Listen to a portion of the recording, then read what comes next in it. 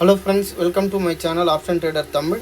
பாருங்க, algo trading இன்றைக்கி பண்ணியிருக்கோம். ஓகேங்களா? ஸோ டோட்டலாக இந்தந்த கிளைண்ட்லாம் இன்றைக்கி ட்ரேட் நடந்திருக்கு. அவங்களோட பிஎன்எல் இப்போ பாருங்கள், கிளைண்ட்டு பிஎன்எல்னு கிளிக் பண்ணுறேன்.